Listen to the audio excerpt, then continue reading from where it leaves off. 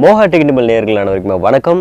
இன்னைக்கு நம்ம பார்க்கக்கூடிய வீடியோ ஒரு சின்ன அன்பாக்சிங் வீடியோ தாங்க நம்ம பார்க்க போறோம். எஸ், நம்ம ரொம்ப நாளா சொல்லிட்டு இருக்கிற Canonோட ஒரு முக்கியமான ஒரு கேமரா தான் நம்ம அன்பாக்சிங் பண்ண போறோம். இந்த கேமரா எல்லாருக்குமே பரிச்சயமான ஒரு கேமரா அப்படின்னு சொல்றாங்க. சோ வீடியோவை கடைசி பாருங்க. இந்த வீடியோ உங்களுக்கு பிடிச்ச வீடியோக்கு மறக்காம ஒரு லைக் கொடுத்துருங்க. உங்க நம்ம கூடயும் மறக்காம இந்த வீடியோ ஷேர் பண்ணி சப்போர்ட் பண்ணுங்க. இனிமேல் குவாலிட்டியான தரமான வீடியோஸ் உங்களுக்காக காத்துட்டு இருக்கு. சோ மறக்காம சப்ஸ்கிரைப் பண்ணிக்கங்க. வாங்க வீடியோக்குள்ள போயிடலாம்.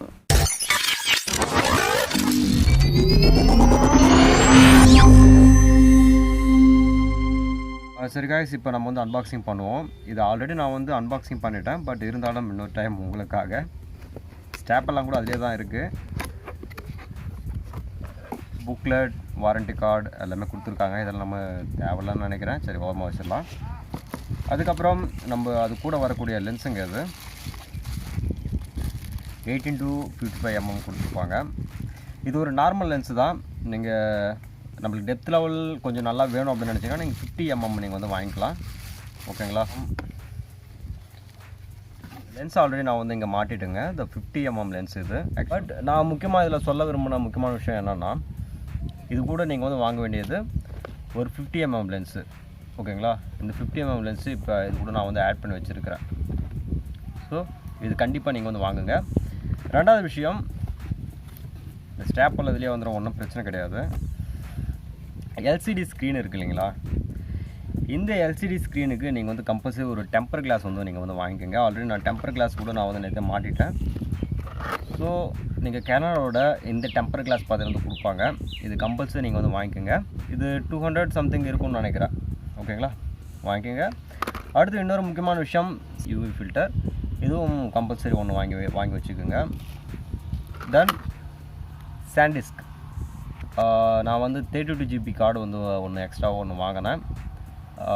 வாங்கினேன்னா நமக்கு இது கூட நம்ம வந்து ஆஃப்லைனில் வாங்குறதுனால நமக்கு வந்து கிடைக்கலைங்க.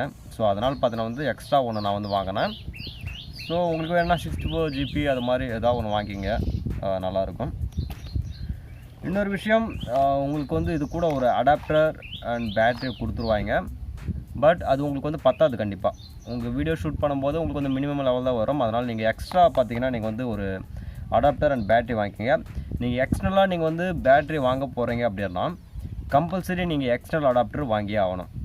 எக்ஸ்டர்னல் பேட்ரி நீங்கள் வேறு வாங்கினீங்கன்னா நீங்கள் வச்சுருக்கிற அடாப்டர் அதுக்கு செட் ஆகாது. நீங்கள் எக்ஸ்டர்னல் அடாப்டர் வேறு ஏதாவது நீங்கள் வாங்கி போட்டு பார்த்து உங்களுக்கு கரெக்டாக இருக்கிற பட்சத்தில், அதாவது சார்ஜ் ஏறுற பட்சத்தில் அது வந்து நீங்கள் யூஸ் பண்ணிக்கலாம்.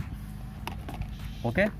ஸோ நான் வந்து எக்ஸ்ட்ரா பேட்ரி வாங்கியிருக்கேன். தென் இப்போ நான் பேசிகிட்டு இருக்கிறது போயா மைக். அந்த போயா மைக்கு கம்பல்சரி ஒன்று வாங்கிக்கோங்க.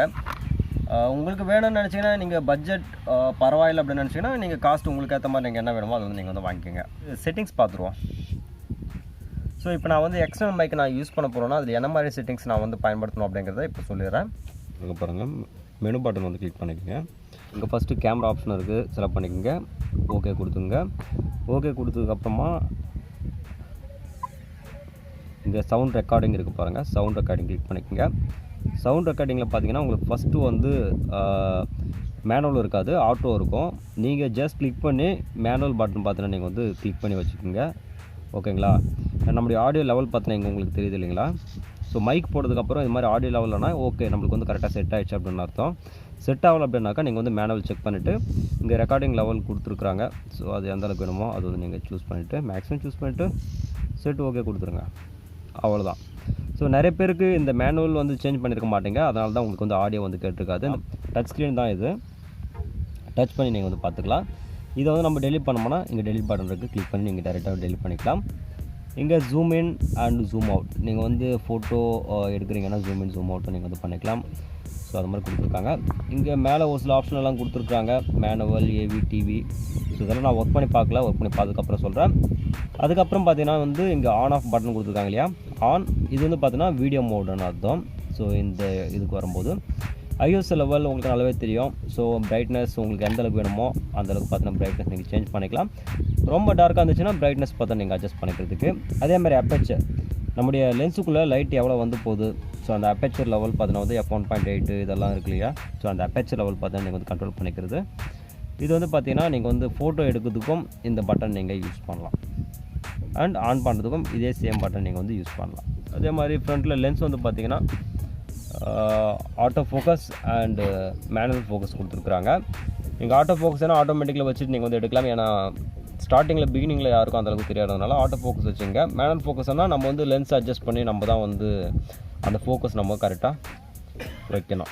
ஸோ இவ்வளோ தான் இதில் நம்ம பார்க்க வேண்டியது. எனக்கு தெரிஞ்சது இவ்வளோ தான் இப்போதைக்கு. முக்கியமாக பார்த்தீங்கன்னா நீங்கள் வந்து வீடியோ ரெக்கார்ட் பண்ணும்போது நீங்கள் ரெக்கார்ட் பட்டன் கொடுத்துருப்பாங்க. இந்த ரெக்கார்ட் பட்டன் ஜஸ்ட் கிளிக் பண்ணிங்கன்னா உங்களுக்கு ஆட்டோமேட்டிக்காக ரெக்கார்ட் ஆக ஆரம்பிச்சிடும். மறுபடியும் அதே பட்டன் நீங்கள் வந்து கிளிக் பண்ணிங்கன்னா உங்களுக்கு ஆஃப் ஆனது ஆகிடும். ஸோ இவ்வளோ தான் ஓவரால் இப்போதைக்கு. ஒரு சில சாம்பிள்ஸ் எல்லாம் நான் வந்து காட்டுறேன், அது வந்து நீங்கள் வந்து பாருங்கள். ஓகேங்களா?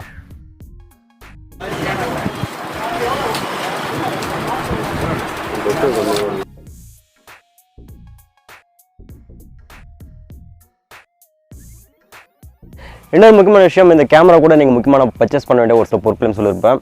ஒன்று, நம்ம எல்சிடி ஸ்க்ரீனுக்கு போட வேண்டிய அந்த டெம்பர் கிளாஸ் கம்பல்சரி வாங்கிடுங்க. வாங்கும்போது அது கம்மியான காஸ்ட்டாக தான் இருக்கும்.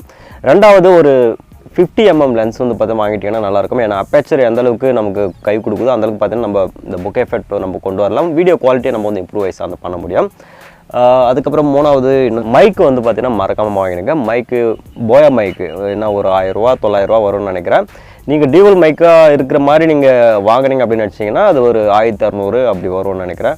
ஸோ நீங்கள் 2 பேர் இன்டர்வியூ எடுக்கிறதா இருந்தாக்கா அந்த மைக்கு வந்து பார்த்தீங்கன்னா சேர்த்து பர்ச்சேஸ் பண்ணிக்கோங்க. அது இன்னும் உங்களுக்கு வந்து பெஸ்ட் அப்படின்னு சொல்லலாம். ஸோ ஓவரால் இந்த 3 விஷயங்கள் இருந்தாவே உங்களுக்கு ஓகேங்க. இன்னொன்று, அந்த ஆடியோ செட்டிங் நான் சொல்லியிருப்பேன் உங்களுக்கு. இந்த மைக் வந்து பார்த்தா இன்செர்ட் பண்ணும்போது நீங்கள் டைரெக்டாக கேட்டுறனா கேட்காது. அந்த செட்டிங்ஸ் போய்ட்டு கொஞ்சம் சேஞ்ச் பண்ணோம். அந்த செட்டிங்ஸ் பற்றியும் இதில் வந்து நான் சொல்லியிருக்கேன். அதே மார்க்காக பார்த்தீங்கன்னா செக் பண்ணிக்கோங்க.